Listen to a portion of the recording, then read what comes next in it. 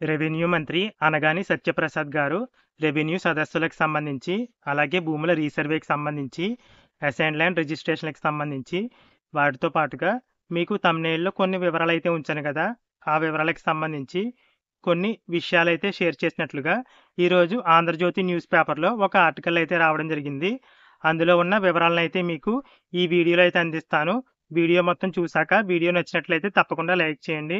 అలాగే ఇంతవరకు నా ఛానల్‌ని సబ్స్క్రైబ్ చేసుకోని వాళ్ళు ఎవరైనా ఉన్నట్లయితే ఇప్పుడే ఛానల్‌ని అయితే సబ్స్క్రైబ్ చేసుకోండి. ముందుగా రీసర్వేకి సంబంధించి చూసినట్లయితే రీసర్వే జరిగిన గ్రామాలు ఏవైతే ఉన్నాయో ఆ గ్రామాల్లో రీసర్వే జరగక ముందు ఉన్న సమస్యల కంటే రీసర్వే జరిగిన తర్వాతే ఎక్కువ సమస్యలైతే వచ్చాయని చెప్తూనే రీసర్వే జరిగిన గ్రామాల్లో రీసర్వే జరగక ముందు ఉన్న విధానాన్నే మళ్ళీ పునరుద్ధరించడానికి నిర్ణయం అయితే తీసుకుంటామని చెప్పారు. ఇంకా నిర్ణయం అయితే తీసుకోలేదు.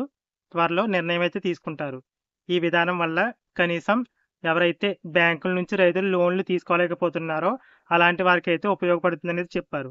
అంటే అక్కడ సర్వే నంబర్లు తీసుకొస్తారా ఏంటని క్లియర్‌గా రాయలేదు కానీ మొత్తం మీద ఈ విధానాన్ని తీసుకురావడం వల్ల అంటే రీసర్వే జరగక ముందు ఉన్నటువంటి విధానాన్ని పునరుద్ధరించడం వల్ల ఎవరికైతే బ్యాంకులు రైతులకు లోన్లు ఇవ్వడం లేదో అలాంటి వారికి రైతులకు లోన్లయితే లభిస్తాయి. అంటే ఇంతవరకు రీసర్వే జరిగిన గ్రామాల్లో బ్యాంకులకు వెళ్లి రైతులు లోన్లు అడుగుతుంటే లోన్లయితే ఇవ్వడం లేదు. అక్కడ ఎల్‌పీఎం నంబర్‌లని, ఇలా కౌలు రైతు కార్డులనేవి రాకపోవడం, ఇలా చాలా ఇష్యూస్ వల్ల ఆ ఏరియాల్లో బ్యాంకులు రైతులకు లోన్లయితే ఇవ్వడం లేదు. ఇప్పుడు పాత విధానాన్ని మళ్ళీ పునరుద్ధరిస్తామని చెప్తున్నారు కాబట్టి ఇక్కడ రైతులకి లోన్లయితే లభించడానికి అవకాశం అయితే ఉంటుంది. అలాగే రీసర్వే జరిగిన గ్రామాలు ఏవైతే ఉన్నాయో ఆ గ్రామాల్లో అమ్మకాలు, కొనుగోళ్లు పూర్తయినవి. అంటే ఆల్రెడీ రిజిస్ట్రేషన్ అయిపోయిన భూములు ఏవైతే ఉన్నాయో ఆ భూములకు సంబంధించిన వివరాలైతే మార్చలేం కానీ రిజిస్ట్రేషన్ పూర్తవ్వని భూములైతే ఉంటాయి కదా! వాటికి సంబంధించి మాత్రం రీసర్వే జరగకముందు ఏదైతే విధానం ఉందో ఆ విధానాన్ని అయితే తీసుకురాగలమైతే చెప్పడం జరిగింది. ఇక రెవెన్యూ సదస్సులకు సంబంధించి చూసినట్లయితే రెవెన్యూ సదస్సులనేవి 90 రోజుల పాటు కండక్ట్ చేస్తామనైతే చెప్పారు. అంటే సెప్టెంబర్ నెల నుంచి నవంబర్ నెల వరకు కూడా ఈ రెవెన్యూ సదస్సులైతే జరుగుతాయి. ఈ రెవెన్యూ సదస్సుల్లో కంప్లెయింట్స్ అనేవి 3 రకాలుగా అయితే తీసుకుంటామని చెప్పారు. ముఖ్యంగా ఉద్యోగుల మీద వచ్చే కంప్లెయింట్స్ అంటే వీఆర్ఓలు, తహసీల్దార్లు, సర్వేయర్లు ఇలా ఎగ్జాంపుల్ కోసం చెప్తున్నాను. ఇలా అవినీతికి పాల్పడిన వారు ఎవరైనా ఉన్నట్లయితే వారి మీద వచ్చే కంప్లెయింట్స్ అయితే ఉంటాయి. ఆ కంప్లెయింట్స్ అన్నీ ఒక రకంగా తీసుకుంటారు. అంటే ఆ ఇష్యూస్ అన్నీ క్లియర్ చేయాలి. అలాగే రీసర్వే పైన కంప్లెయింట్స్ వస్తాయి. అంటే ఇప్పటికే రీసర్వే పూర్తయిన గ్రామాల్లో సరిహద్దులకు సంబంధించి కానివ్వండి, అలాగే చనిపోయిన వారి పేర్లు యాడ్ చేయడం, ఇలా రీసర్వే జరిగిన గ్రామాల్లో ఇష్యూస్ అయితే వస్తాయి. అవి క్లియర్ చేయాలి.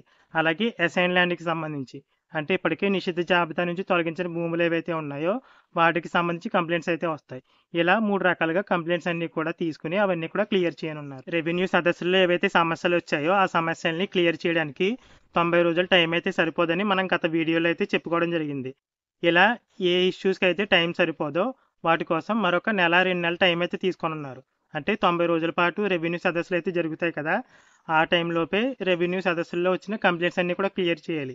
కానీ ఆ సదస్సులో వచ్చిన కంప్లెయింట్స్ అన్నీ ఆ టైంలో క్లియర్ అవ్వవు. అలా క్లియర్ అవ్వని కంప్లెయింట్స్ ఏవైతే ఉంటాయో వాటి కోసం మరొక నెల, 2 నెలల టైం అయితే తీసుకుని అవన్నీ కూడా క్లియర్ చేయనున్నారు. ఇక మరొక ఇంపార్టెంట్ అప్డేట్ చూసినట్లయితే ప్రతి గ్రామంలోనూ కూడా ప్రభుత్వ భూములైతే ఉంటాయి. అలాగే కొన్ని గ్రామాల్లో దేవాదాయ శాఖకి చెందిన భూములు, వక్ఫ్ బోర్డుకి చెందిన భూములు ఇలా భూములైతే ఉంటాయి. ఆ భూములన్నిటికి సంబంధించి 22A నిషిద్ధ జాబితాలో ఆ సర్వే నంబర్‌లనైతే చేర్చుతారు. ఇక్కడ వరకు బాగానే ఉన్నా ఇప్పుడు ఆ ప్రభుత్వ భూములకు సంబంధించి ఏదైతే సర్వే నంబర్ ఉందో ఆ సర్వే నంబర్‌లో రైతుకి సంబంధించి జిరాయితీ భూమి అంటే పట్టా భూమి గనక ఉన్నట్లయితే ఆ రైతుకి సంబంధించిన పట్టా భూమిని కూడా నిషిద్ధ జాబితాలోకి అయితే చేర్చేశారు.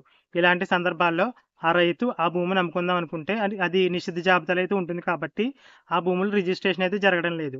ఇలాంటి వాటికి సంబంధించి కూడా ప్రెజెంట్ ప్రభుత్వం ఇష్యూ అయితే క్లియర్ చేయనుంది. అంటే అలాంటి సమస్యలను అయితే తొలగించనుంది. ఎలా అంటే ఇప్పుడు ప్రభుత్వ భూములకు సంబంధించి ఏవైతే సర్వే నంబర్లు 22A నిషిద్ధ జాబితాలో ఉన్నాయో ఆ సర్వే నంబర్లలో రైతుతో ఎవరికైనా పట్టా భూమి ఉంటే గనక అలాంటి వారి వివరాలని అందులోంచి తొలగించడం కోసం ఆ సర్వే నంబర్‌ని మళ్ళీ రీసర్వే అయితే చేసి అంటే సర్వే చేసి అందులో ఉన్న ప్రభుత్వ భూమికి ఒక సర్వే నంబర్ కేటాయించి మిగతా రైతు భూమి ఏదైతే ఉందో ఆ రైతుకు సంబంధించి భూమికి కొత్తగా సర్వే నంబర్‌ని అయితే కేటాయిస్తారు. అంటే ఒక సబ్ డివిజన్ అయితే చేయొచ్చు.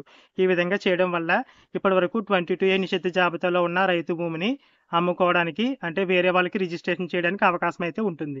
ప్రస్తుతానికి ఇంకా నిర్ణయం తీసుకోలేదు. వీటిపైన కూడా నిర్ణయం అయితే తీసుకుంటామనేది చెప్పారు. అలాగే రీసర్వే జరిగిన గ్రామాలు ఏవైతే ఉన్నాయో ఆ గ్రామాల్లో గత ప్రభుత్వం మంజూరు చేసిన పట్టాదారు పాస్‌బుక్‌లు అయితే వెనక్కి తీసుకుని కొత్తగా పాస్‌బుక్‌లు అయితే ఇస్తామని చెప్పారు కదా! ఆ పాస్‌బుక్‌లు అనేవి ఉచితంగానే అందించేందుకు ఆలోచిస్తున్నామనేది చెప్పారు. అంటే ఇప్పటి వరకు ఏ అమౌంట్ తీసుకొని ఇద్దామనుకున్నారో ఏమో మరి. ఉచితంగానే ఇద్దామనైతే అనుకున్నట్లుగా అయితే ఆయనైతే చెప్పడం జరిగింది.